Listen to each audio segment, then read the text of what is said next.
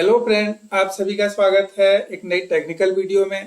तो फ्रेंड, आज हम बात करेंगे जीकेई के लोकल सेटअप के बारे में। फ्रेंड, प्रीवियस वीडियो में हमने बात करी थी कैसे हम कुबरनेटिस इंजन को बना सकते हैं और क्लस्टर बना सकते हैं और कैसे उसके बाकी सर्विसेज के बारे में जाना था। तो फ्रेंड, आज हम जीकेई को अपने लोकल एनवायरनमेंट में kubectl के जरिए एक्सेस करेंगे और यहाँ पर जितनी भी हमें YAML से चाहे स्टेटफुल सेट है, डिप्लॉयमेंट, सारी चीजें डिप्लॉय करके देखेंगे। तो फ्रेंड, इसके लिए जैसे कि हमारे पास एक जीके का क्लस्टर है, इसके लिए हम जीके कनेक्ट की कमांड मिलती है, उस कमांड को अपने लोकल सिस्टम में चलाएंगे। और फ्रेंड, लोकल सिस्टम हमारे जो भी हमने अपने एग्जीक्यूशन कॉन्टेक्ट सेट करें। एग्जीक्यूशन कॉन्टेक्ट बेसिकली हमारे कॉन्टेक्ट है जो कि हमारी एक तरीके से कॉन्फ़िगरेशन रखती है कि हमने किस क्लस्टर को हमने एक्सेसिबल करना है और kubectl को किसके जरिए मैनेज करना है।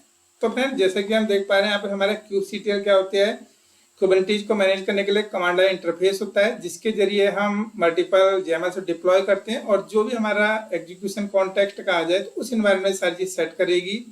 तो मैं इस चीजों के लिए अब हम चलते हैं जीसीपी के कंसोल पे और अपना जो क्लस्टर को लोकल सेट करते हैं उसके बारे में और बेटर से जानते हैं। तो फ्रेंड, जैसा कि हमने प्रीवियस वीडियो में अपना एक क्लस्टर बनाया था सैंपल नोड जीके क्लस्टर नाम से। फ्रेंड, इस चीज को एक्सेसिबल करने के लिए हमें सबसे पहले अपने जो लोकल एनवायरनमेंट है आप अपनी विंडोज या लाइनक्स उसके ऑपरेटिंग सिस्टम के हिसाब से अपना जो kubectl है उसको इंस्टॉल कर सकते हैं। विंडोज के लिए हमें कुछ स्टेप दिखा रहा है, कार्ल के जरिए दिखा रहा है। आप इस सारे स्टेप्स को फॉलो करके अपने लोकल एनवायरनमेंट में kubectl इंस्टॉल कर सकते हैं।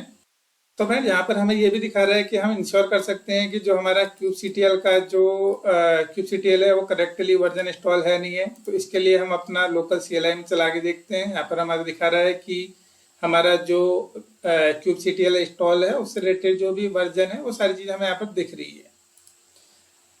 तो फ्रेंड, अब हम अपने जो लोकल एनवायरनमेंट हमारे में kubectl इंस्टॉल है तो इसके लिए फ्रेंड जो हमारा कुबरनेटिस का जो क्लस्टर है उसको एक्सेस करना है। उसके लिए फ्रेंड हम कनेक्ट कमांड की बात करते हैं, जैसे मैंने पहले बताया था। आप इसको डायरेक्ट क्लाउड सेल के जरिए मैनेज कर सकते हैं या फिर अगर आपने जी क्लाउड CLI अपने लोकल एनवायरनमेंट यानी कि CMD में इंस्टॉल कर रखा है तो वहां से भी एक्सेस करते हैं और हम उसी तरीके से करेंगे क्योंकि जब लोकल डिबगिंग करनी पड़ती है तो उस केस में क्लाउड सेल के बजाय CLI जो हमारा लोकल CMD वो बेटर रहता है।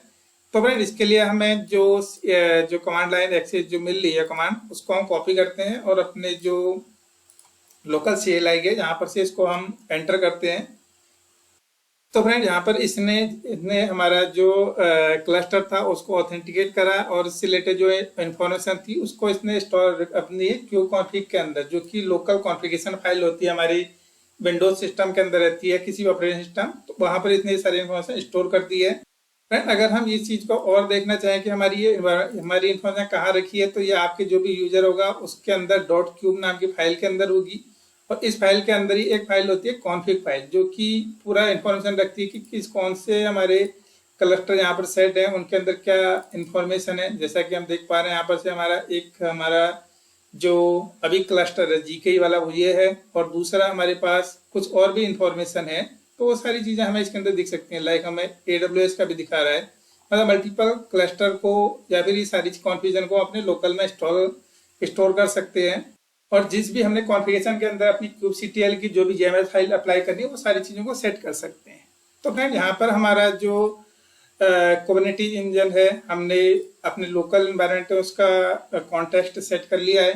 तो फ्रेंड, आगे बढ़ने से पहले मैं आपको थोड़ी कुछ इन्फॉर्मेशन दे दूं। अगर आपको कुबरनेटिस से रिलेटेड चीट शीट चाहिए यानी कि इसके अंदर और क्या क्या फंक्शनलिटी है वो सारी चीजों को हम इस URL में जाके चेक कर सकते हैं। लाइक हम कॉन्फ़िगरेशन देख सकते हैं, अगर हमने kubectl को अप्लाई करना है तो अप्लाई से रिलेटेड कुछ कमांड हैं और बहुत सारी इन्फॉर्मेशन हमें इसके साथ मिल रही कि हम सर्विसेज चेक कर सकते हैं, पोर्ट चेक करते हैं, वो सारी चीजें लोकल से हम सेट कर सकते हैं kubectl के जरिए।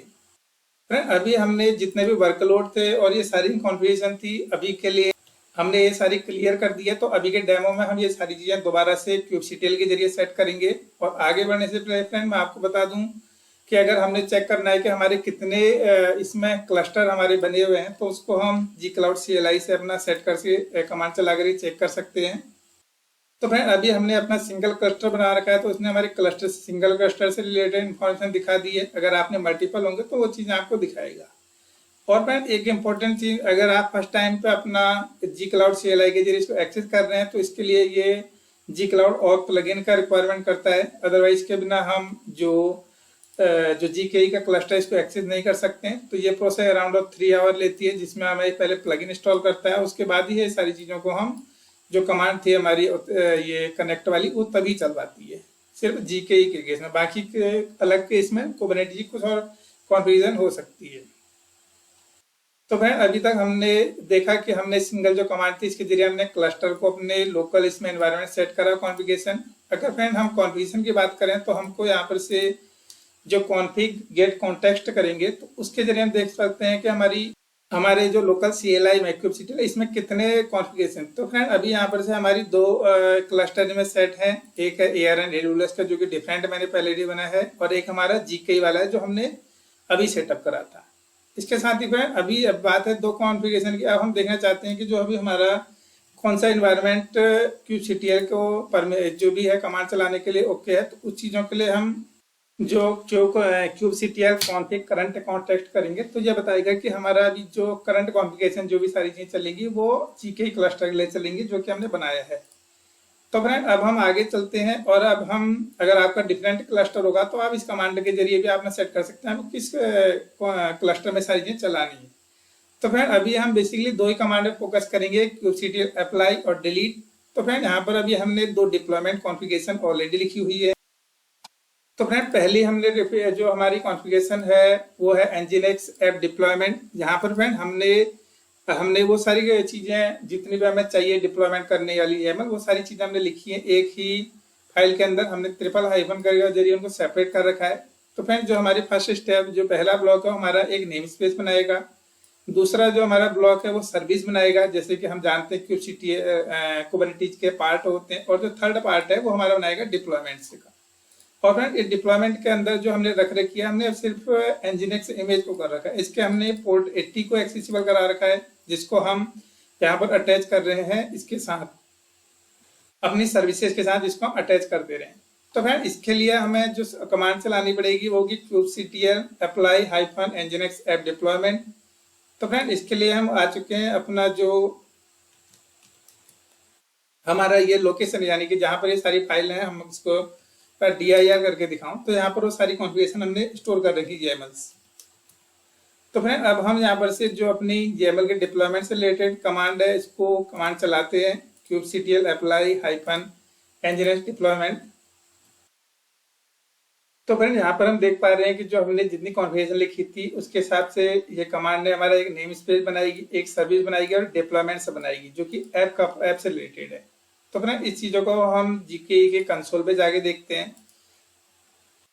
तो फ्रेंड यहाँ पर हम देख पा रहे हैं जो कि हमने nginx ऐप DP नाम की अपनी डिप्लॉयमेंट सेट करी थी। इसके साथ ही अगर हम इसको थोड़ी क्लिक करके देखें तो फ्रेंड यहाँ पर हमें जो इन्फॉर्मेशन मिल पा रही है कि हमारा पहला रिवीजन है, हमारे 2 पोर्ट्स हैं, और इसके साथ ही फ्रेंड हमने एक nginx ऐप DP सर्विस नाम से सर्विस बनाई थी। तो ये चीज़ें हमारे यहाँ पर डिप्लॉय हो चुकी है। और फ्रेंड जैसे कि हमने डिप्लॉयमेंट नेम स्पेस और सारी चीज़ें करी थी, ये सारी चीज़ें हमारी बन चुकी हैं। और एक बार हम अगर इसको URL को क्लिक करके देखेंगे तो ये दिखा रहा है कि हमारा जो nginx ऐप है वो हमारा परफेक्टली डिप्लॉय हो चुका है, जिसको हमने kubectl के जरिए लोकल CLI से कर रखा है। और फ्रेंड अगर यही सारी कॉन्फ़िगरेशन को हमने हटाना है तो इसके लिए एक सिंपल कमांड है kubectl डिलीट हाइफन ऐप, और जो भी हमारी YAML फाइल होगी उस कमांड को अगर चलाएंगे हम तो वो उससे रिलेटेड हमने जितने भी सर्विसेज या जो भी नेम स्पेस बनाया वो सारी सर्विस को हमारी डिलीट कर देगा। तो जैसा कि हमें दिखा रहा है ये हमें नेम स्पेस सर्विस और ये सारी चीज़ों को डिलीट किया, हमें दिखा रहा है कि डिलीटेड करके, लेकिन अभी ये था थोड़ी टाइम लेगा। अगर हम वर्कलोड में जाके देखें तो फ्रेंड यहाँ पर हमारा दिखा रहा है कि इसने जो हमारा डिप्लॉयमेंट वो हटा चुका है। और फ्रेंड हमने जो ऐप NS बनाया था इसने हमारे लिए वो नेम स्पेस भी बनाया था इस कमांड के जरिए। अगर हम सर्विसेज में आकर देखते हैं तो फ्रेंड यहाँ पर से हमारी डिप्लॉयमेंट सर्विसेज और सारी चीज़ें हमारी हट चुकी हैं। अगर हम इसको एक बार लोकल में जाके देखें तो यहाँ पर से हमारा दिखा रहा है कि ये सारी चीज़ें इसने क्लीन कर दी है। तो फ्रेंड इस तरीके से फ्रेंड कितनी आसानी से हम किसी भी प्रकार की जो भी हमने kubectl से हमारी कॉन्फ़िगरेशन होती है वो चीज़ों को अप्लाई कर सकते हैं। अगर हम बात करें स्टेटफुल सेट की या फिर कोई भी चीज़ें YAML की, चाहे इनग्रेस रूल डिफाइन करने हो, परसिस्टेंट करने हो, तो इस प्रकार की सारी कमांडों को हम simply kubectl apply hyphen app करके जो भी हमारी फाइल का नाम होगा उसको लिखेंगे, और ये सारी चीज़ अगर ओके होगी तो वो हमारी उससे रिलेटेड यानी YAML से रिलेटेड जो चेंजेस है वो इस क्लस्टर में कर देगा। तो फ्रेंड इस तरीके से हम जो अपना हमारा जीके क्लस्टर था उसको हमने लोकल इन्वायरमेंट में हमने कॉन्फ़िगरेशन सेट करा और जितनी भी प्रकार के हमने यूएमएल करनी है वो सारी चीजें हमने kubectl के जरिए अप्लाई करी।